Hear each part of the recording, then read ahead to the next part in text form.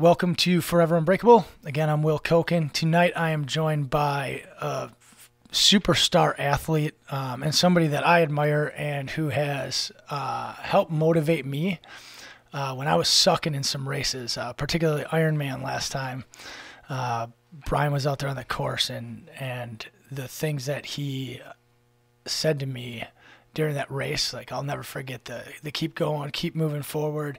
And he was out there watching a guy that he had trained, Eric Johnson, do the MyTeamTriumph. So it was remarkable. I thank you for that because you've been a support to so many athletes. And you're one of the busiest people that I know. Crazy life, from running your own business to, and the quantity of athletes you train, to working with Green Bay Multisport and running the youth program through them, which is huge, getting kids out and being more active and in the triathlon world. And then you work with the Olympic team and just thing after thing. And I watch you and I see you on Facebook and I'm like, God, I think I'm busy. He's super busy. Hopefully less busy now. So one of the things that I want to start this episode with, everybody, is a quote that I found in an article. And that quote is a quote from Brian. I tried to play whatever I could, but was limited to football, basketball, baseball, and running. So 4 sports. I was a 4-sport athlete in high school and would have been 5 if they let me run cross country during the football season. He played both sides of the ball in football, like just crazy. You've been on championship teams. Like, talk about what it was like growing up. Like, what was life like growing up? Yeah, so I grew up in a small little town called Cuba City, Wisconsin, a very, very southwest corner of the state. We're famously known for being called the Cubans. I think we're the only city in the history of the U.S. that has the Cubans as their nicknames. But yeah, so, grew up in a small little town, attended a parochial grade school, got to high school, and I just loved sports. I couldn't get enough of them. You threw anything at me, but we didn't have exposure to what kids have today, like the lacrosses and the soccer or hockey. Yeah. We didn't have that stuff. So we had basically 4 or 5 sports. And my dad was a very, very, very good runner when I was growing up. So I'd do 5Ks and 10Ks or 1-mile runs or 2-mile runs with him. So that got me interested in that one.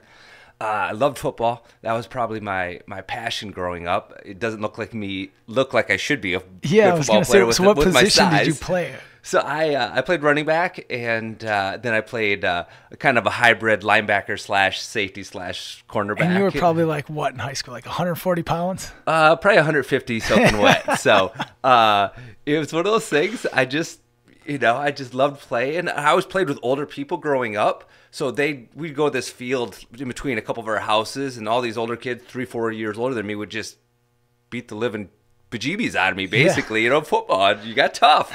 So you just developed that, and I kind of took that into the foray of most of the sports I played.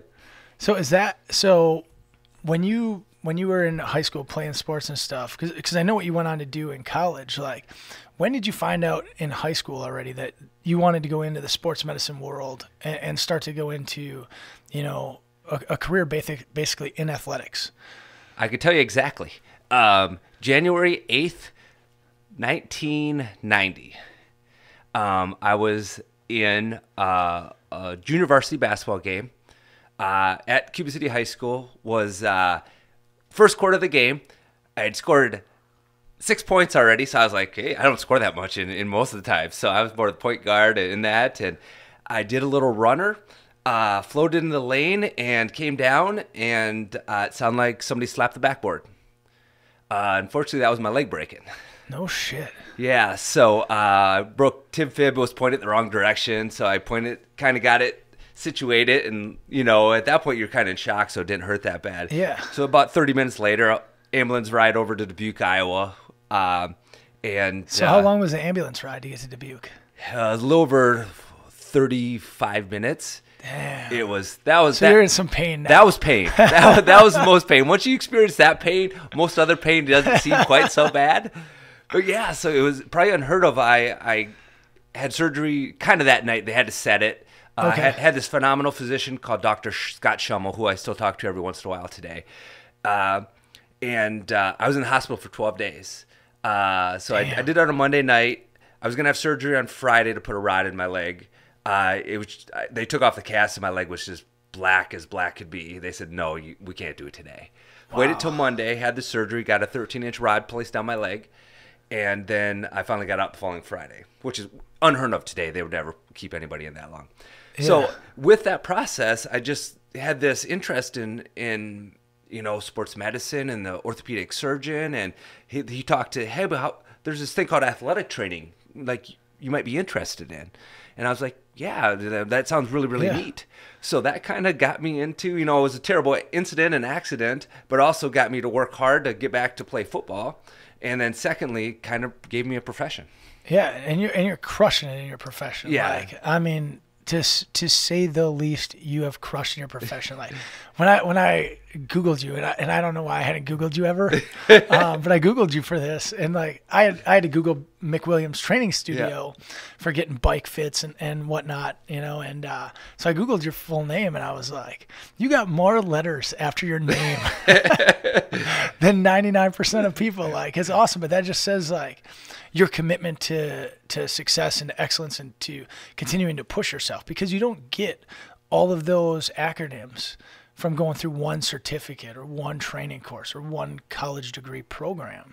So like, talk about what it was like going and getting all of those, qualifications to be as good as you are at what you do, and why you get, selected to go and help out with the Olympic teams. Like, that's insane. Yeah. And I'm a huge believer. You got to be a lifelong learner. Like, you do. Like, never stop learning. So I did my undergraduate at University of Wisconsin-Madison. Got my degree in actually physical education. I worked with adaptive physical education, which is kind of how I kind of have went towards MyTeamTriumph a little bit. Okay. I think my interest in that. And then there wasn't a degree in athletic training at the time, so we got called an area of concentration. And so I had area of concentration athletic training, and then after I graduated, you could take your certification exam. Okay. Basically. So I got so blessed at Wisconsin. I was traveling my sophomore year alone with track and field athletes that were running 400s, down to LSU and Michigan State. Sick. And it's one of those things that, like, at that point we just got thrown into it. Now they don't do that. They can't because of liability and other type things. But we just got thrown into, like, okay, you learn on the fly. Good luck. Yes. And so then I went from there. I had a wonderful opportunity. I did internship with the Green Bay Packers.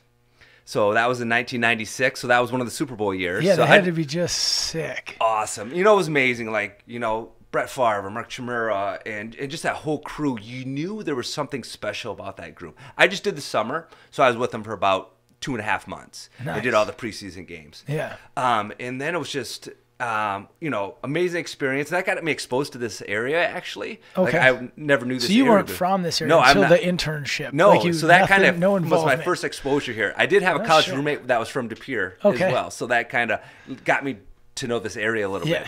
And then after that, I went right to my master's degree at Oklahoma State University. Okay. Where I got my degree in sports administration, and then worked as a graduate assistant athletic trainer for mainly baseball, football, and I also had the cheer and pom squads as well. So nice. I actually had more surgeries for my cheer and pom squads than I did for my baseball team. I would believe it, honestly, because like some of the stuff that they do, I'm like, that can't be safe. high level flying stuff. And these guys, they're beasts. Have the whole people up above and shoulder stuff. It was interesting. That was my first really exposure to that sport, and I gained a ton of respect for it. Yeah, like when I watched that, I'm just like, I'm sitting there waiting for somebody to break their neck. Like, it's not if, it's when you break your neck. And like, so I have a tremendous respect for that sport. And a lot of people think some things like that aren't sports, and it's like, bullshit, then you go do it. Try it one time. Sport. Like, try it one time. Like, that dude is sweating. He is smoked. He's holding that 130-pound girl one-handed above his head. Yeah. Like, you try that. Like, I can't do that. I carried a 100-pound rucksack, but I could not lift it above my head with one hand. Yeah. There's no way. Yeah, it's technique. They have techniques and things like that. Yeah. But just so amazing. As a sports medicine person, like, you have to be sitting there just like, waiting for them to get hurt because you know it's going to happen. It's almost sadistic a little bit in our profession because we wait for people to get hurt, and but that's sport. It's going to happen, and you're hoping you're that comforting voice or that person that can assess an emergency and get it taken care of to help that athlete recover the best they can. No, exactly. So you were interning with the Packers at one time. Yep. So when you were doing that, did you go to their facility to Lambeau Field and get to use like all of their super sick equipment? Like how cool is that? Back then it probably wasn't quite as cool as what it is now, and I think it's had about 3 renovations since I've been there back in '96. But I worked out as much as I could when I was there, and we actually did night treatments at St. Norbert College. Okay. I still remember playing crazy 8s against Jim McMahon. I think Jim still owes me money, but I know his memory's not quite so good anymore, so I'll let that slide, Jim McMahon. That's awesome. Man, that's crazy. I just can't imagine like what it would be like to be involved in that organization with, or just in any organization with athletes performing at that level. Like you've been to 4 Olympics now, and those are athletes that are performing at the highest level. You've coached triathletes that have gone to Kona, like to perform at the highest level of their sport, and a multitude of other sports. I mean, like what is it like? Do you even recognize anymore? Probably not. What it's like to be like that? They're just guys or girls or that are highly skilled. And your job is to both sides of what I did was one is a sports medicine thing, keep them as healthy as they could, and then a lot of my job with curling was over the last 4 years was the strength side of it, okay, and getting them stronger, and we did testing 2 or 3 times a year every year to assess where they were at in their gains that they were supposed to make, and if they didn't, we kind of had a little talking with them. But you kind of take it for granted. Like the Packers, you get them in a setting where they're comfortable. There's normal guys. They talk about the same junk that we do. Yeah, no, I'm sure they do. And their wives and kids and families and all this stuff and their homes. And their homes are just more money than ours. Yeah. Like 3 or 4, maybe 10 times. So it's just one of those things where, you get them in that setting, they're just normal guys, and you just treat them like that. I don't think they want to be treated any differently, I can't always understand how they go. It'd be hard for them to go to a restaurant and, Aaron Rodgers, and everybody wants to kind of, can I get a selfie, all that stuff. We didn't have that stuff back then. It was just true, it was just one of those things we'd shake hands, or they would say thanks. And I still remember going out with beers with Frank Winters and Chimura, and Brett was kind of going through his Oxycontin stuff, so he wouldn't do that. But they took us out and had a couple beers with us, and it was just nice kind of towards the end of camp. That's super cool though, that it's that chill almost, even though these are the top tier of athletes in the world. Like it's just crazy. And like going to the Olympics, so like talk about your 4 years of Olympic, or four Olympics. So really that's what, 16 years of Olympics experience, or 12 years? Yeah. I mean, that's crazy. So like talk about it. I know you hung it up now, and I mean, quit while you're on top, right? I since retired, yes. But it was one of those things where I've always had this goal. If you remember when Carrie Strug did her final vault, okay, and did a flip and like sprained her ankle, and she had to do it again. Yeah. One of my mentors was the athletic trainer that carried her off the field. Her name was Barb Pearson. She's no longer an athletic trainer, but she mentored me in football, hockey.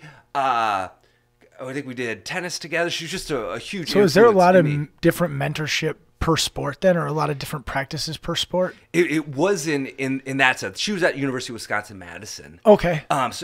So she was a mentor, and I saw her do that, and I was like, I'm gonna get to the Olympics one day. I always thought it'd be as an athlete, but I realized I wasn't that talented at some point in my life. See, I had to say the same thing because, and that's what I tell people about the Guinness World Records. I'm like, as a kid, you believe you're going to be in that book, and you believe you're going to be in the Olympics or the X Games. Yeah. And then you get slapped in the face by the life, the reality of you go and try and sprint 100 meters, and you're like, oh, they're 10 full seconds faster than me. That's probably not my sport, Yeah. So how it works in that one at the time, I applied to be in the program. So the Olympic Training Center had a program for sports medicine professionals. Yeah. And I sent in my letter in '02. I got selected to go to one of the Olympic Training Centers for 2 weeks. That was in Chula Vista, California, which is absolutely beautiful place. And I worked with the race walkers. I worked with track and field athletes. I worked with who else was there? Some soccer. I think the U23 soccer women's team was there. And so you get evaluated, like how you work with the athletes, how are your skill levels and things like that. Did that one.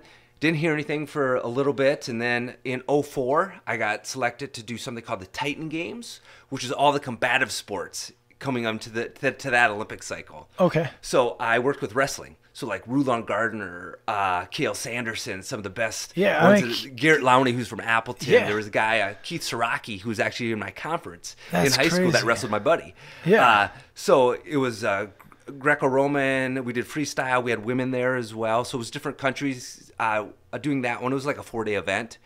And then, did that one. I volunteered, spent about four or 5 days there. Then in October of '05, I got a letter saying, do you want to do the Olympics? And I was like, yeah, I was working at a hospital setting at the time. I mean, how do you like, say no? But I was like, can I get off that amount of time? Yeah. And because do they pay you to go out and do it? Not at that point. Okay. So that was all volunteer.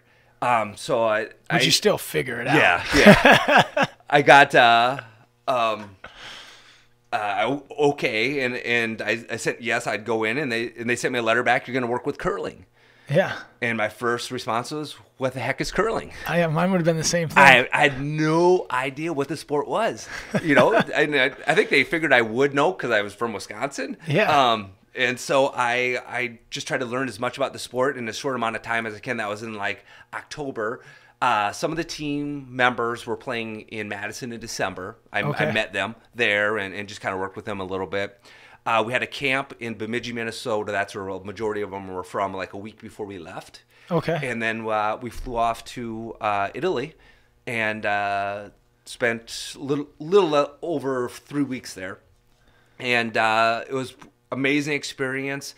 The guys ended up coming away with a bronze medal. They beat Great Britain for the bronze medal game. So you got a bronze. So you were with a bronze medal team the first time. Ever at the Olympics. Yep. And so I was like, crazy. hey, this is sweet. This is piece of cake. Yeah. And then I figured that was it. I was done. You just normally a one and done type thing. About 2 weeks later, I got a call from the coach, and he said, hey, World Championships is in Lowell, Massachusetts. You think you can get off for another week? I don't know, Yeah. But again, it's something you want to do, I'm sure. So I was like, okay, I'll see if I can figure it out. I took it unpaid at work and all this stuff, and I went to Lowell, Massachusetts, and we ended up getting fourth there. That team was it was the same team that won the bronze. They just got really fatigued and lost to Scotland, who is Great Britain in the Olympics. It's different, same team, but different name because of the Olympics, and Great Britain is the official sponsor of that team.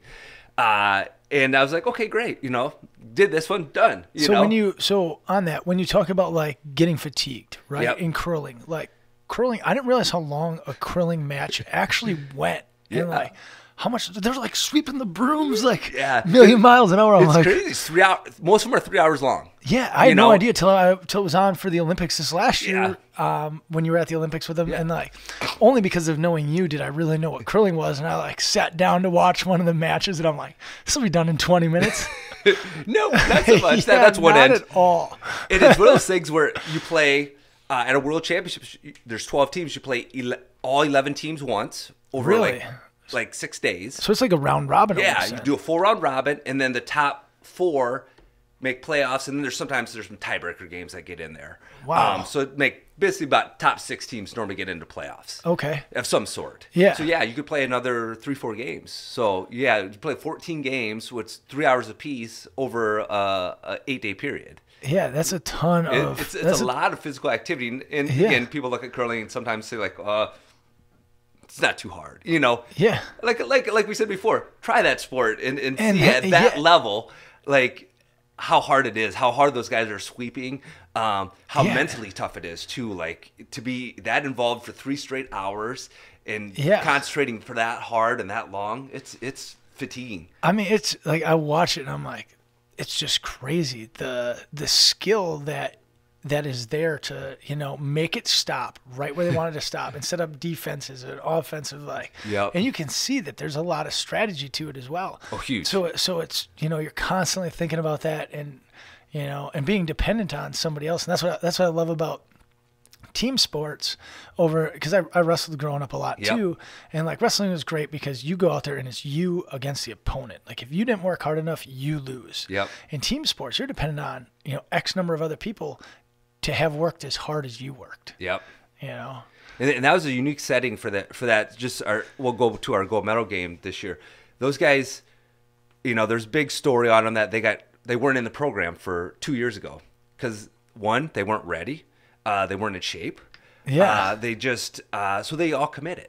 So was this gold medal team was it a team that you guys threw together, or were they a team that you guys saw curling in a bar league and were like, these guys are going to be good? No, we're going to get that. So these guys were, so John Schuster was our, he's been in the last 4 Olympics. So he was the lead in 2006 when we won the bronze. Okay.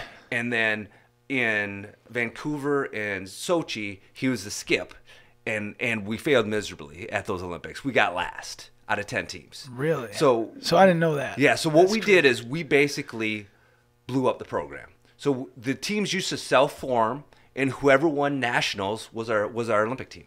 No from shit. the year before. Yeah. So we're like, we can't have this anymore. We have to do better. So we ended up doing this high performance team. So we selected about 30 to 40 athletes to come in, each gender, and try out for this program. And so how long was the tryout? Tryout was 2 days. Okay. So they would do strategy sessions. They would do on ice things. We have a broom that measures how much force they put down on the broom. Really? There's so much electronics for everything. And they had all these technical shots they had to do and how they did, and they got graded on everything. Yeah. We did fitness testing. We did a functional movement screen to see how mobile they were and things like that. And then all the staff sat down together, and knowing what we knew about the athletes, we're like, okay, player X and player Y can play together. There'll be a good front end. This one. So we put 3 teams together, both genders, and we put a couple junior teams together. And that's kind of evolved over the last 4 years. But our last 2 years in U.S. curling have been the most successful we've ever had in the history of U.S. curling. You're a gold medalist. Yeah, gold medalist. Our women won. They did. It's called a cup event in Canada. First time we've ever won a cup event in Canada ever was a U.S. team. Our women got 4th in the World Championships. Lost a tough match to Russia for the bronze medal. So they're going in the right direction. So I feel comfortable stepping away that we progressed them to where we were to where we're at now. No, that's awesome. It's like watching them win the gold medal was insane because the way that I saw it in all of the posts and articles you read and any media interviews that were out there, they weren't selected to even make it past the first game, it seemed like. Yeah. And again, there's a point after the 6 games we were 2-4. Yeah. So we're not we're looking at we had a long shot to even make playoffs. Yeah, they were written off. They were basically. It was over for them. They were a huge underdog. Yeah. And then they just came back. And we just got on a hot streak, Yeah. Were we the best team there? I don't know. But we were the last 5 days, Yeah. And that's what counted. Yeah. And they just really played really well. Had a couple breaks here and there. It's amazing. So the last draw of the competition to seed us, we could have been 3rd place if everything worked out. We could have been 6th place. There's a chance that we couldn't even made the playoffs, depending on how all the other teams did. Japan was one. There was a couple other teams. So you had to have certain teams lose and certain teams win. So for you to everything worked out, and we got the 3rd seed. That's crazy. So we had a rematch with Canada, who we had beat 2 days before that. Sweden, excellent team, and they won the World Championship after the Olympics. Yeah. They got to play 2 other teams that I think it was Great Britain and Switzerland battled for that spot to play Sweden. Yeah, and things just fell then we got an extra day rest too, so we kind of recover a little bit, do some more which has gotta mobility be stuff, do huge. a couple things into the gym. It just worked really in our favor. So how hard were the workouts that you were giving these guys and girls to do before the Olympics, to train for the Olympics? So they were like, during a summer of time, they would have 3 strength workouts a week. I had a couple guys that had more time that were college kids or something like that. Yeah. They do 4. And then they had 2 or 3 cardio sessions a week. So they're working out, 6 to 8 hours a week. And you're just doing this all like virtually, essentially. Yeah. So because you're still training athletes here. Yeah. In town. So I gave them all the workouts. And again, the one thing we probably didn't do great at was accountability. They were all supposed to send me an email every week. Yeah. Saying, okay, here's what I did. Am I healthy? Everything going okay? I got sick. I crushed the workouts this week. Yeah. So they did that. And most of them were pretty good. As we got closer to the Olympics, we kind of backed off some of the strength training, did more of the cardio stuff, and then at the Olympics, and we actually were in Japan for a week before that. Okay. So we did some workouts in there. We're mainly mobility based and just kind of strength stabilizers. So because I imagine they got to taper just like any other athlete. it is. So we did taper them, and they were still working out during the Olympics a couple of times. The girls had a couple off days. We'd get in the morning before I had to go off with the guys, and we'd get a workout in. If I couldn't be there, I'd write it up for them, and they would do it in the gym. They have a fantastic gym at the Olympics in the Olympic Village. I'm sure every Olympics has got to have just a fantastic gym. It's pretty impressive. I would guess that some companies would donate like some of the product. Like I know like the Normatec recovery pants, like Normatec donates a lot of that to the pro athletes to take an Instagram photo with so that they can get the sales. Yep. And they actually donated 2 to us just for the Olympics. So exactly. I had 2, and they had them up in the rooms so they could get done with the event, go back to the rooms, use Normatecs, come down, I could do massage, or the U.S. team has their own athletic training room or medical room in our complex. No shit. So we've got everything combined. The coolest thing we had is, I've never seen this before. So they had this machine that, if you take either a blood sample or a stool sample and put it in this machine, and if somebody was sick, they could let them know if it was a viral or bacterial issue. And they would. So you're thinking to yourself, I got to bring this home. I know, I'd love to. I'd bring sneak this it home. home. But you also, so they could treat them instantly. Like if it was viral, okay, antibiotics aren't going to work. If it was bacterial, let's get them on antibiotics. Yeah, and you could have them good to go by the next day. Yeah, so that was the thing. It was just so much better treatment, and I'm sure that's going to get more and more popular over there. We have good story. Our sports psychologist, she did a fantastic job over the last 2 years. We're playing Canada in the semifinal game, and we beat them. And so we actually would watch some of the games in the fitness center that was right behind the ice. I could have been in the ice in 10, 15 seconds, but she liked to hear what the athletes were saying. You could do it on the TV. So we're all jumping up and down and things like that. She tore her calf. and she's a former collegiate gymnast, so it's not like she's not an athlete. She's in shape. Yeah. And so I kind of blew her off, like Carly, you're no big deal. And so we get back, and we know we're playing the gold medal game in 2 days. So we kind of got split up, and I had some drug testing I had to stay back for. So she went to the medical facility, and she got an ultrasound that night, like diagnostic, and they're like, you tore it a little bit. And she was in a boot 8 weeks after that event. So that's crazy. She did it pretty good, but she's the only sports psychologist that got hurt at the Olympics that I know of. Ever. That's awesome. So after the gold medal, your team gave you something. Yes. So talk about that, and even hold it up and show the camera and let everybody see, because this is awesome. Pretty cool moment. So after the gold medal game, a lot of stuff happens. The guys literally had to go back to the locker room, change in 5 minutes to get into their Nike gives them medal ceremony jackets. Yeah, I'm sure they get just hooked. And so they have to get changed, get out there, get the medals. They actually got the wrong medals at first. They got the women's medals. Really? 4 of them did. 4 out of 5.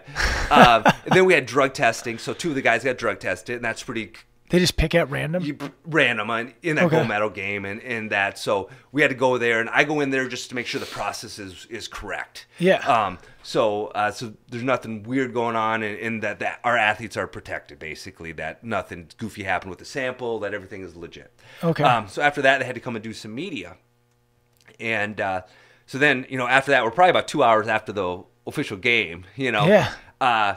And I did this when we won the bronze in 2006. So I kind of snuck some beer into the locker room. Well played. I'm Irish, so I got Guinness. So I got 9 of us because there's 5 players, and then myself, sports psychologist, coach, and then our performance director. So it was nice. We all got together, all 9 of us, and just had a moment because we had been together for 2 years straight, pretty much for the most of us. And it was just a cool time, just to absorb everything in and see what kind of happened. And we knew those guys were going to be going off and doing all the crazy media stuff. Yeah. And so when a team wins a gold medal or an athlete, they can present a staff member, a coach, or somebody that really helped them to achieve that goal, something called the Order of Ecos, which is only something that the Team USA does. They started it about 25 years ago. So the team presented the 4 staff members all with the Order of Ecos. That's awesome. So John Schuster presented me mine. We've been to 4 Olympics together. Yeah. I told him right afterwards, I'm like, if you go to the next one, it's all on you. I'm retired. So I did bring that in, and I don't know if you guys could see that, but it kind of looks like that. It's a huge honor for me as a professional. It makes those 12 years really validate it a little bit, I guess. Yeah. And make it really, really special. And that's something that I will always cherish. So the only way that they can give that out is to be gold medalists. Yes. Yeah. So the rareness of that. It's pretty special. There's not incredible. There's not a lot of those around. Yeah, and then to have the guy who's basically the senior on the team or the anchor of the team, really, like to have that guy give it to you. And it's got to be the coolest thing ever. Yeah, and giving to, we got a bronze medal. The next 2 Olympics we fail just miserably. Yeah. We basically, I would not boot them from the team, but say, hey, we need something different. And in those 4 years, John matured ungodly. He really became a much better leader. Worked on his fitness, lost like 30, 40 pounds. Yeah, so that's huge. And he, by doing that, he didn't have any hip issues or some other injuries that he's had in the past. Yeah. It was pretty much all cleared up because he was fit, he was in shape, he was working hard, and he became a true leader of that team. So when you talk about like weight loss and stuff like that, do you do their nutrition too? Or we have a nutritionist that helps us out. Okay. It's one of those things, John was good a couple times and he kind of fade back and be good and then kind of fade back. So he just weight loss, and I think even just conditioning and is commitment. You have to just say at some point, super disciplined. Yes, I have to commit to this. I know he did a certain nutritional product that helped him out. I think his wife sells it or something like that. Okay. But so that helped him out. And again, I give people guidelines. It's one of those things where I can't see what they're putting in their mouth all the time. But we do have a nutritionist or dietitian that works with us from Salt Lake City. Okay. That helped us out, and she was at camps with us, and she came to Olympic trials with us. So she would help as much as she can. And she was at the Olympics, which was very helpful for us. Nice, because as a personal trainer for athletes here locally, I know you cover everything they need basically, or help them out, and every person's different. Yep. So you've got a different blueprint for everybody. Yeah. You steer them down, and it's crazy to watch and talk to some of the athletes that you've trained over the last couple of years that I know on a personal level, and the praise that every one of them has for you for more than anything, your patience with helping them figure out, this product gave me a gut bomb. Oh, this one did too. And I can't log this many miles, or I can't do this. And you keep them on the course, and you keep them disciplined. Yeah. I mean, it's remarkable. It's got to make you feel amazing. It does. It's super rewarding to see people succeed at their endeavors, whatever it is. If it's running a 5K or doing an Ironman, it's really special. And again, everybody I train, I always treat them as an experiment of one, because what works for my gut doesn't work for your gut or that person's gut. like I did, I always set goals for myself and things like that. And so I'd like, I'm going to do this 50 miler. Yeah, which I want to talk about. So let's talk about the 50 miler. And so for nutrition wise, this is probably going to shock some people. I did one product called UCAN. I did 600 calories of UCAN. Okay. And I did Coca-Cola. I should clarify that. Coca-Cola. And then I had a couple hot shots, which just help prevent cramps. Yeah. Like every time I went to an aid station, like none of that candy, food, anything looked good. And I don't do well with salads anyways, because I just know that. Like my stomach just doesn't tolerate them. So that's all I had for 50 miles. Which is crazy. Like how long did it take you to do your 50 miles? Just under 8 hours. Yeah, it was just flying. Yeah, it was. And again, I always said I would do one in the right situation.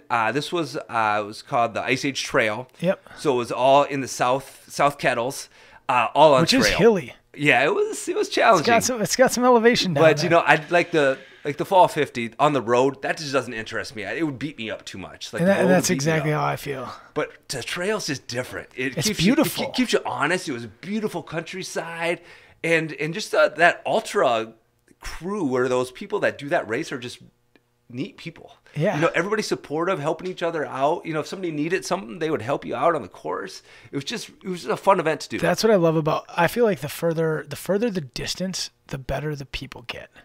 Like it's crazy because you go from like sprint triathlon, and I think in the triathlon community, I love the triathlon community. People like, I have a bike with expensive wheels on it, sitting in a transition area where anybody could come and take it out, and nobody would know. Yeah. And people are just honest.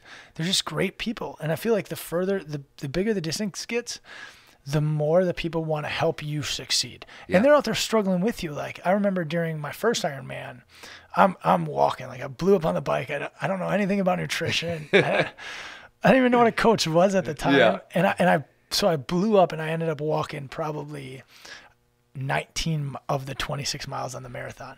And everybody was like, hey, do you need some help? Do you need anything? Like I've got this goo in my back. And it's just like, you just meet these such great people in the middle of these events. It's insane. I know you've done. Yeah. Your again, I think the triathlon community has changed depending on what level of athlete you are sometimes. Yeah.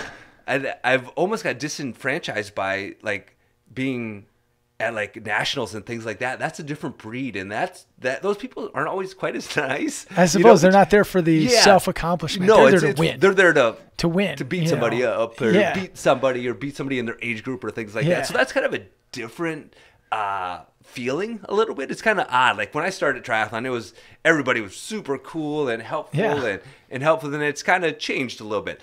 Ironman is different though. Like there's so many people like. The body types that at Ironman are amazing. You got somebody that is like me, pretty tiny and small, and then you may have a guy that's 300 pounds, and he's still finishing. You look at him at the start line, and you look and you're like, that guy's not going to finish. I remember doing it my first triathlon, and it's a very mean thing to do, but I looked at those guys and I was like, he didn't put in the time. He ain't going to finish. And then I'm on the bike and I'm getting passed by one of them. And I was like, I didn't put in the time. Maybe I'm not going to finish today. Yes. That's the amazing thing. And I tell people all the time, like, I don't want to work out for 16 straight hours or exercise for 16 straight hours. I am amazed by those people that finish in 15, 16, 17 hours. They didn't work any less hard than I did. They work the same hardness. Just longer. Like, they're talking 5-6 more hours. Yeah. I'm like, wow, like that's truly the amazing thing about Ironman, I think. Yeah, and I think it's like for people that haven't been to an Ironman, if you ever go to an Ironman, you need to stay and watch the last hour of finishers. It's insane. Like, seeing those people finish that you didn't think belonged there. And watching tears coming down their eyes and their families. And, yeah. And it's truly amazing to watch those people do. But the one caveat is when you watch those people, you're like, I think I'm going to sign up for this next year. So I have two friends right now that decided that they were going to go couch to Ironman in 12 months. And Ironman's now less than 90 days out. Yes. And Is it so both in Wisconsin? Yeah, they're doing Wisconsin. And they both just open water swam this last weekend for the first time. And they made it like 400 yards, and then they were in the Corey. So not even, they made it like 200. So halfway across the Corey. Okay. And then they were grabbing onto their orange swim buoy almost immediately. And they're like, we got a ways to go, gentlemen. We got a little work to put in. And they're like, because they swam in the pool, and they're like, oh my God, I'm getting 2,000, 3,000 in the pool. Like, I'm going to have no problem.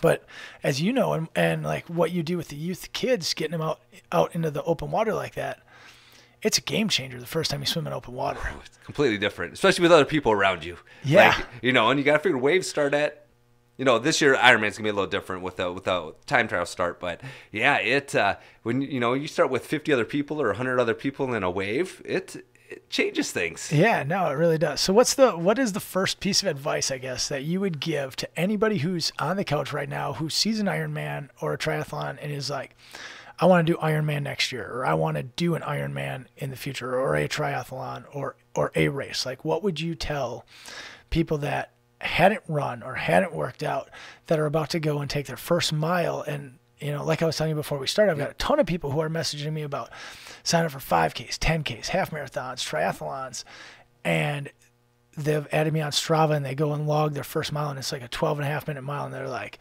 commenting on it like super depressing, like they're not going to go back out and do another mile. Mm-hmm. So like, what would you say to those people? I guess biggest advice I can see is, get moving, do something, get started. The hardest step is always the first one. And getting that first step will allow you to do that second step, that third step, do that first mile, do that second mile, that third mile. And then also get a group of people around you if you can. There are some things. I don't do much with the Green Bay Multisport adult team as much anymore. I've really concentrated and backed off and do much more with the youth team. Youth team has got to keep you super busy. It does. I see that schedule and I'm like, those kids are training harder than I am. And I'm doing Ironman this year. They're training for a sprint. And then I go watch them race and I'm like, they're as fast as me. I got some. I've had some great kids over the years, and it's amazing to see them start at like age 8, and then they're 12 now, and just how they hold themselves and how they do in advance. We're actually going to Pleasant Prairie this Sunday for the first ever high school state championships in Wisconsin. I think I got 8 or 9 kids competing. That's crazy. 750 swim, 12-mile bike, and a 5K. So that's still real legit. It's a 750 swim. True sprint. Yeah, 750 swim is no joke. So some of my kids will struggle with that 750 swim, but they're all willing to do it, and try it. That's so awesome. And the greatest thing about my team, I think, is just the will. Like, if they finish first or 80th, we do the same things. We're like, okay, what could you have done better? What are the things you did well during the race? And then, okay, let's work on those things for the next one. Nice. And again, I have about 30 kids on the team this year, between 8 and 18 years old. I got a couple kids kind of getting to that sprint level and that, and it's just wonderful to see them continue in the sport and then just advance. And boy, I got a couple kids now that are 14, 15 that they can bike with the best of them right now. Yeah, so. I've seen some of those numbers, and I'm like, I'm not getting beat by a 15-year-old. Like, it's just not. I'm still holding them off for a little bit, but it's just I got not a couple. Gonna happen. I got a couple kids that can beat me on the run now. Really? Yeah.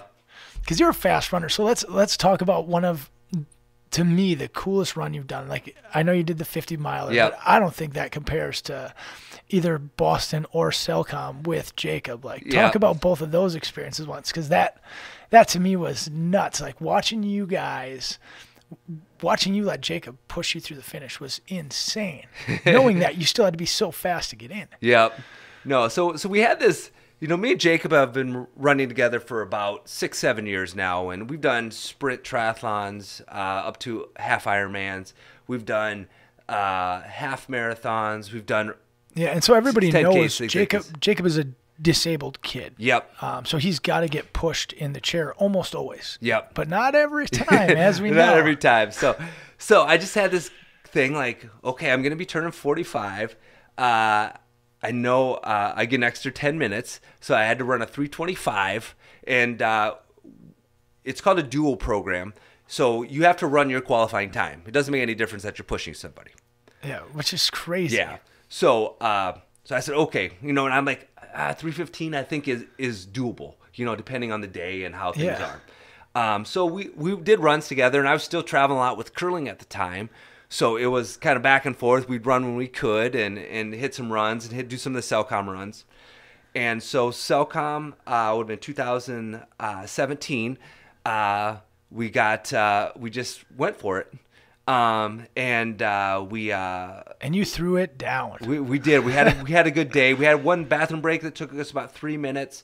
I felt pretty good. I was a little bit dinged up going into that race. I wasn't for sure how everything was going to work out. And we had bad weather that morning. It poured that morning. Yeah, which is like your feet had to be wrecked. I kept it pretty dry, and then once we started, it was just misting, so it wasn't quite as bad. Okay. And then it actually got nice about mile 10 or something like that. I remember it got the super trail. nice, but it was still super wet. Yeah, so we were fortunate, and I had a gentleman, Matt Jaden, who was biking in front of us the whole time, so just kind of helping us out, like, hey, Jacob's coming through, we got a trailer coming through. That one woman basically stopped her race and helped us get through Lambeau Field. You know how tight that is. Oh, Lambeau Field is a mess. And you were coming through with the half marathoners. Yeah, everybody's got earbuds on. It was just frustrating, and we knew we were kind of getting close, and we got close to the finish line, and we had talked about this a little bit with Jacob's mom and dad, and we did this on a couple of our training runs. Jacob would always stop, and he'd point to me like, me, push you. And so we were like, yeah, Jacob, if we get too close to this and we can do it, we will. So we stopped about a 1/10 of a mile to the finish. Which is uphill. A little bit uphill. Yeah. And, I got out, I got in, Jacob got in to push me in and push me across. And it was one of the most rewarding things I've ever done. We finished in 3:13 something. Yeah. I can't remember, but that got us qualified. We didn't find out we got in until... Like everybody else submitted in September, we didn't submit until the middle of October. Okay. That we got in. So we got selected as one of 8 duo teams to do the 2018 Boston Marathon. Yeah, which is crazy because there's a ton of duo teams that try to that qualify and just don't get picked because like either the pace wasn't overall fast enough or whatever they use as grading criteria. Yeah. And the woman actually who was looking it all over, she called me and she was like, you could tell she was on my Facebook. She could tell she had all this information that she wouldn't have found out anywhere else besides researching it. And she was like, well, just to let you know, Jacob can't get out of his chair at Boston. And I was like, I completely understand that. I know it's a much, much bigger race, and we'll definitely apply to any of your rules that you have so that we can get in. Yeah. And so then after that, it was still about another 2-3 weeks before we found out we got in. It's pretty cool how Cellcom is about catering to some of the things that you need. Like for my world record attempt, they were bent over backwards to cater to what I needed to make the event even possible. So I'm sure it had to be the same thing with you getting into Boston. Some of the things they had to do. And Tony and Alyssa were fantastic helping us out. We did have to start in the second wave, but they let Matt kind of steer me through that first wave to get through them, and it just worked out well. Sometimes you just have a good day, and that was one of those things. And just to back up, congratulations on your world record. I don't think we actually said that was flipping amazing. Yeah. So yeah, it was just one of those cool things, and Boston was really just I said that cherry on top. Yeah, well, I mean, Boston was a cool experience for both of you guys because you got to go to the Red Sox game. Yep. And that had to be an experience in itself, and get recognized on the Jumbotron at the Red Sox game. Like, how cool is that? Especially to see Jacob's face. Yeah, it was cool. So at Oklahoma State, one of my pitching coaches was John Farrell, who was the manager for the Red Sox last year. Really? Yeah. So I was going to call in a favor, and then literally 4 or 5 days after the season, he got let go. Yeah, so you're like, damn, now I don't have a favor. I did one of those, So I ended up just writing the Red Sox and like, here's me, Jacob's story. I said I knew John. I know he's not there anymore. we just wanted to know if there's anything that you guys could do for us while we're in Boston. We're doing the marathon. I sent him kind of the link to the story and things like that. Never heard back. I emailed him like 2-3 times. And then all of a sudden, one of the women finally got back to me like, yeah, we'll give you 8 tickets. And like they talked about a tour and maybe some batting practice, and that didn't come to fruition. But we got 8 free tickets, and they put us up on the Jumbotron, and that was my first ever time in Fenway, which is just a cool park. Yeah, it's like the Lambeau Field. It is. It's one of super those nostalgic. epic games, yeah. And so that started it off, and my family, I had myself, my wife, my mom and dad, my brother, and my sister-in-law came. Jacob has his 3 sisters, one of their husbands, his nephew, Deb and Jeff. We all stayed in this one house. That's crazy. Plus, you had MyTeamTriumph guys there, because I know Christian was went there out. too. Yeah, and like we had the everything in there, but this house was so awesome, so cool. And it was really cool. We got to spend basically 4 days together. There's 3 layers, and it was just kind of a cool thing. And like my brother probably got the most out of it. He had never been around somebody like Jacob, to that extent. And he wrote Deb and Jeff just a wonderful letter at the end. Like, I really opened my eyes to a lot of possibilities. And, I was real fortunate to be able to come and see this and all this stuff. And so I think it probably touched him more so than anybody else getting around so Jacob. Awesome. So. And this was your first Boston, wasn't it? Or had Second. You done, I done it 10 years before. Oh. So I figure I'm on every 10-year plan for Boston. But yeah, it was just the race itself. It was a tough race. Yeah, I mean, it poured. It was freezing cold. Yeah. Like, people were going hypothermic. I was watching it on TV, and I was like, Brian and Jacob have to be miserable, especially Jacob, because like you can't get warm in that chair. I was like, he's got to be just miserable. He just had rain gear on, and like I didn't know like what to wear. Like normally I went to war as much as I did, but we were in this tent that was supposed to be heated, and it was open on one side and had 2 heaters on like the far side. So not we had working. Nothing. It was 40 degrees, and so literally I was freezing right beforehand, and we just. Did what we could do. Jacob fell asleep actually while we were waiting for a little bit, and then we got lined up, and we got to start before most everybody else did. The hand cycles were before us, and then it was us. And those hand cycles just they're gone. They're gone. They're so fast. Like even the Kenyans aren't catching them. No, no. And so we basically there's one other duo team that just took off. He ran his first mile like 6:15. Damn. And there's another guy that actually we had rode on the bus together out. They were from the Vermont area. Okay. And we ran together for about the first 5 miles, and then he pulled away. So me and Jacob were by ourselves majority of the time. The elite women passed us about mile 7.5. Okay. And boy, they were just, they're so fast. They are. It's crazy the numbers that people throw down there. I'm like, how does a human being run that fast for that long? Yeah, and that's tough. And the men didn't get us to about mile 14. Wow. So between the women and the men, we were by ourselves. That's gotta be just crazy. Into a headwind. Yeah. It's pouring down. So it was what it was. We did it. Like, I tell people, like, mile 16 felt like about mile 20, 22. So it was just beating up you a little bit more. Yeah. And we had this big goal. Like, there's this women's college, Wesley. Okay. And they all have these signs that, kiss me, kiss me, kiss me. So I had packed Hershey's Kisses for Jacob to hand out. Oh, nice. Yeah. But it just, so wet, and he was cold, and his hands weren't working quite as well. So it didn't quite work as well as we had hoped in that. But there was a really cool picture that I think the Boston Herald took of us going through that section and with their hands out and Jacob giving high fives, and there's these girls on the side of That's awesome. Fence. That had to make Jacob's day. It was. He loves the ladies. Like, he does like the ladies. I pushed him once as an angel, and he was like, "We got to slow down," because there was some girl in front of us. Yes, he does like to take some selfies with the females. So. Nah, Jacob's awesome. He is one of the best people to have as your captain. He Like, is, and we've just had a great relationship over the years with his family and him, and we connect well, and he likes me because we can go faster sometimes, and so it's been a great relationship, and we've done other things outside it. We just did a 5K last weekend just for fun with there was a girl that actually is on my youth triathlon team who's helping assist this year. She's graduated, and she did this foundation to help buy feminine products for homeless people in the Green Bay area. Nice. So they did a 5K. So we did that as fun, and he got to push me across the finish line again. That's super awesome. And for every kid on my youth team that beat me, I will donate money to the charity for that charity. And that's one thing that I don't think a lot of people realize, how much charity stuff you do.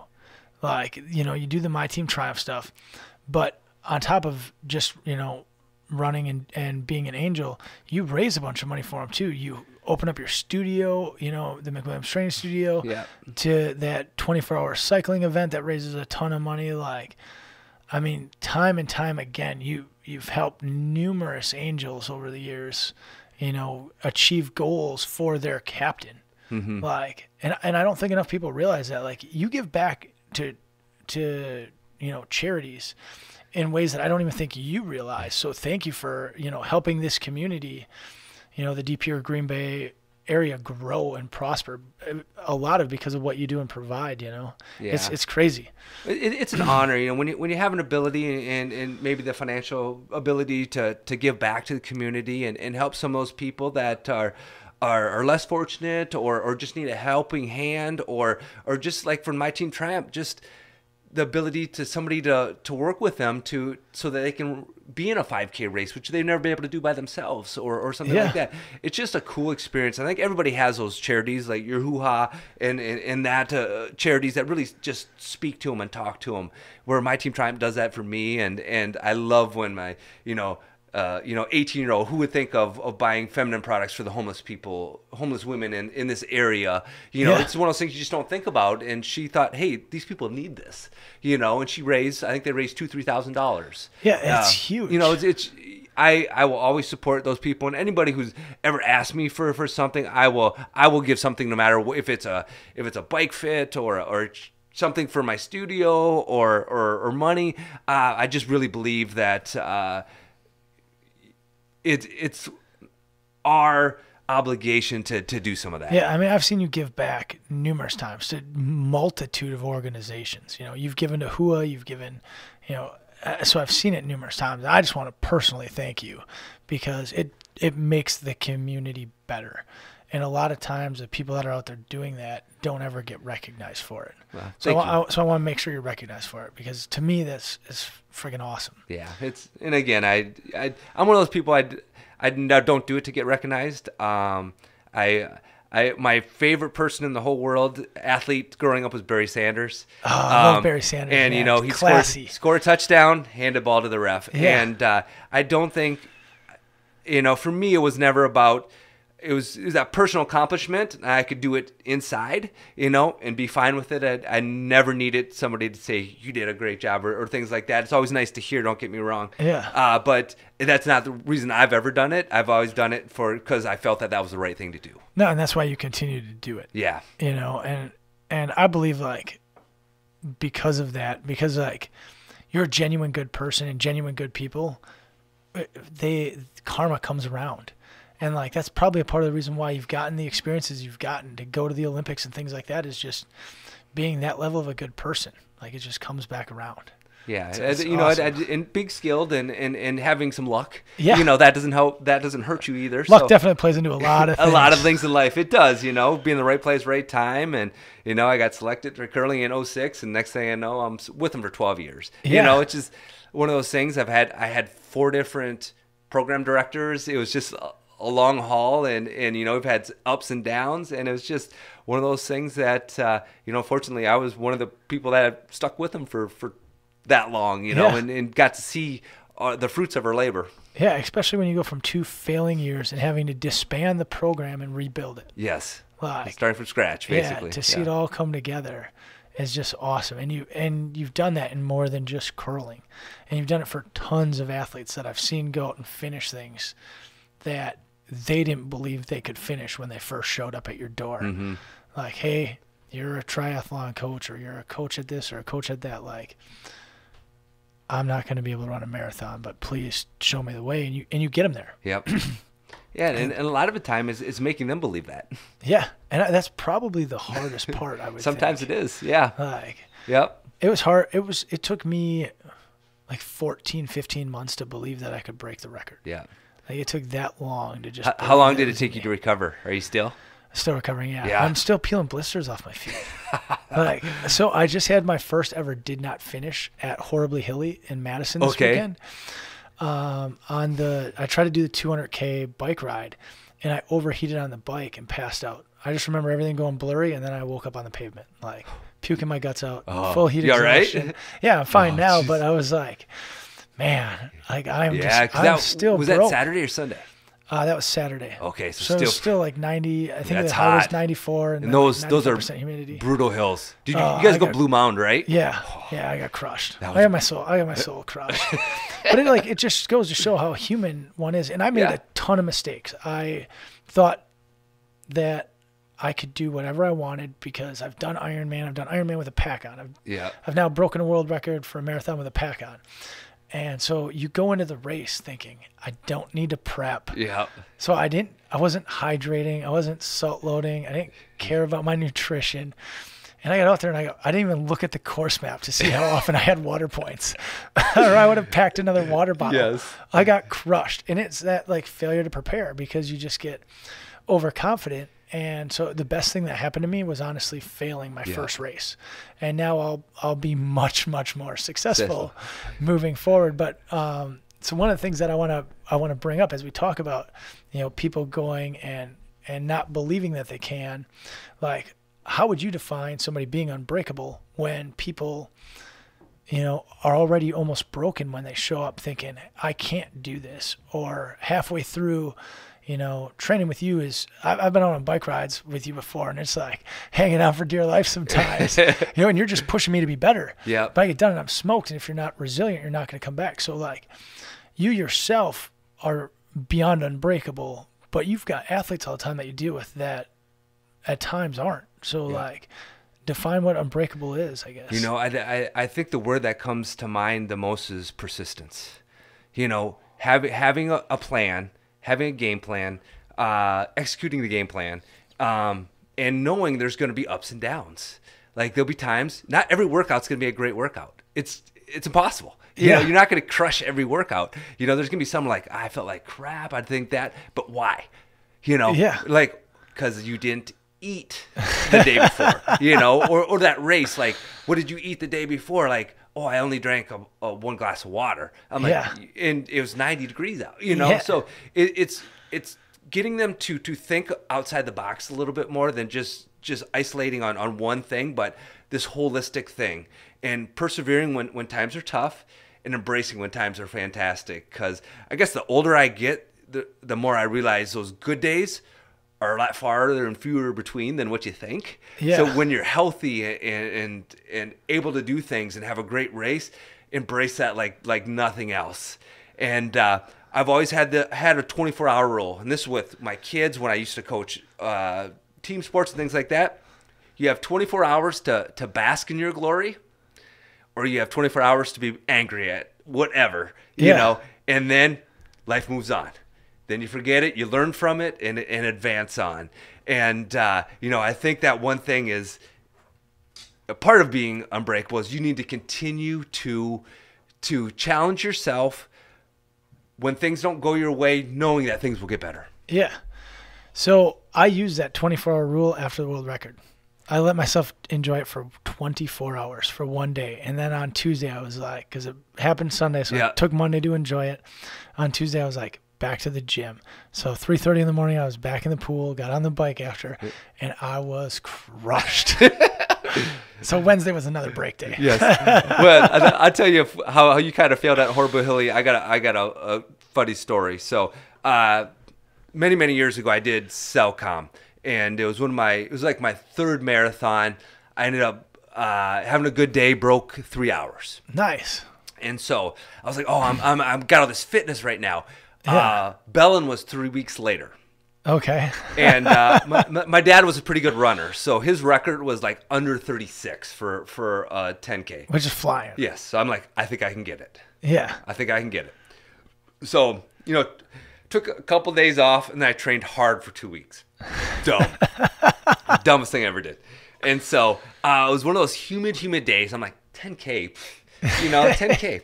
So Yeah. I literally get to mile 4, and I'm kind of on pace in that one, and I start getting this tunnel vision.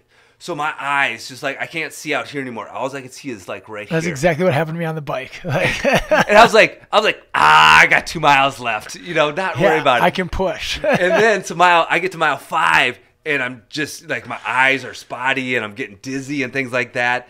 And so, literally, I start crashing into the barriers. It looks like I am intoxicated. Like, I cannot go forward. I was all over the place. Luckily, one of my buddies, who was an athletic trainer at Bellin, came out and got me. Yeah. And got me across the finish line, got me in the med tent. I throwing up, all this stuff. Got 2 bags of IVs in it. And so I got done, and my wife was like, "Where were you at?" "Oh, I just had to stop at a med tent, just for a second." And so somebody's told her the next Monday at work, did you see your husband finish? And she's like, no. She's like, there's video. So like he almost killed himself. Yes. So there's video of me crashing into the side of the barriers. But this long story short was I wasn't recovered from the marathon. Yeah. It takes a good month to fully recover, and probably for you it's gonna take longer. Yeah, it takes forever. And I didn't. I just went hard at it again. I tried to sell this record. I thought I had all this fitness, but yeah, it was one of those things where knowing what I know now, I know that. But back then, I was like, okay, I'm just gonna press this. I'm gonna try to get this record. I got all this fitness. I just ran well. And you think you're invincible. You did, and it was whoop. So I think I still got official finishing time, but it was a little rough getting across the finish line. And it's just funny how something like that can make us think that we're invincible, and then immediately the next race breaks us, and we're broken, so we're not unbreakable anymore. We're not, but we know what to change and what to do, and learn from it to accomplish that next goal. Yeah, no, exactly. So speaking of next goals, so what's next in Brian McWilliams' life, knowing that you hung up the Olympics, so you're not going back to one of those? Nope. Like, what's next? And you did a 50-miler this last year. So I did. That box is checked. Yeah, I had an amazing year. So far, we're only in June, and, been to the Olympics. The team was fortunate enough to win a gold medal, so I was part of that. I got to run Boston Marathon with Jacob. I checked the 50-mile race off the bucket list, and I know I signed up for my first triathlon in 2 years, so I'm going to do down in Augusta, Georgia. Really? I'm going to race 70.3. Nice. That's supposed to be just an awesome race. Yeah, I heard it's beautiful. It's fast swim, downhill swims, which is great for me. There's about 15 guys in the area that we're going to do ride across Wisconsin. Oh, so it's nice. 180 miles. Yeah. That's in August. And then, like I said, I was so busy for so long. I just want to take literally a step back and just kind of absorb it in and see what opportunities present themselves. I don't know what that is. I started a book on the whole Olympic experience. That's awesome. I don't know. I kept detailed journals every Olympics. So really? It's going to be kind of a story, and then first Olympics and all the journals, and then kind of what happened afterwards. Super cool. And so that's one of my focuses to keep working on that over the next. That's a huge what's next. Writing a book is absolutely no joke. Yeah, and that's an accomplishment I've always wanted to kind of do. And it may sell one copy. I think my dad will probably buy one. Yeah, I'll buy one. I promise you I will buy one. As long as you sign it. All right, deal. I'll sell 2. Writing a book is crazy. I just started that process myself. Okay. And it's intimidating. Yeah. It's super intimidating. And there's a whole bunch to it, from publishers or self-publishing it. Yeah. And we might have to talk afterwards sometime. Yeah, we're going to have to talk. Well, I plan to bring you on more than just this once, because we barely cracked into the details of your story. Yeah. And it's just wild, because I learned a bunch of stuff today, and I learned some stuff as I was, reading about you and stuff before I had you on. that I didn't know before. And I thought I generally had known who you were. And then I was like looking, I was like, damn. And I was like, his first triathlon, he wasn't that fast. Like I had a chance. No. It's funny. My first half Ironman, it was high cliff. Yeah. My chain snapped in half. Really? So I was halfway up the hill. I had to ride down the hill without a chain on my bike. It was in my hand. It somehow got caught on my front tire. I almost crashed again. Jesus. And luckily somebody down there had a bike tool and was able to fix it and get you back got out. me back in. Yeah. So I've only got one DNF in my life. That was Racine several years ago. I took a hard crash at a aid station. Damn. And I finished the bike and I couldn't run. I could have walked it, but I had the charity event with Jacob, my very first time doing an event with Jacob the next weekend. So you knew like... Yeah, so I was like, I could walk this in 3-4 hours, but I didn't know how much it was going to pay to do that. Yeah. So I crashed then. And then that Thursday I was on a group ride with some people. I crashed again. Shut up. So how many bike crashes have you had? 3 or 4, but those 2 were within 4 days. That's crazy. And so that's why I thought maybe you had a bunch more. I was like, maybe Brian can't ride a bike as good as I think he can. So I got into that, like, I had no idea what I was gonna be able to do. Like, I could barely lift my arm the day before. That's crazy. I had to swim, and just everything worked. It just worked out. So just power of positive thinking, I think, more so than anything else. Yeah. But you learn from each one. You learn that one, and I've been very fortunate to do well in a lot of races. So we'll see how we do in my first triathlon in a couple of years. So no, I'm excited. I'm gonna be watching that, and I'm excited for the book. That's super cool. I had no idea you were writing a book. Yeah, it's in the very, very early stages. Yeah, so is mine. I've been at it for like 2 weeks now. Yeah. So it's gonna be a long process, I think. So yeah, that's for sure. Awesome. Well, thanks for coming on, Brian. Do you got anything else you want to push out to the world? No, my pleasure. Will, thanks for having me on, and just congrats on your world record again. That was so awesome. So I can't wait to have you back on. Yeah, we'll do it again sometime. Yeah, if any of you guys need anything from a training aspect or a bike fit, Brian is the man. He hooked me up. So make sure you guys stop out at McWilliams Training Center. It's legit. Like, I promise you guys will be fit right good. So that's all I got. So stay unbreakable, everybody. Thanks for tuning in. Have a great day. Stay unbreakable.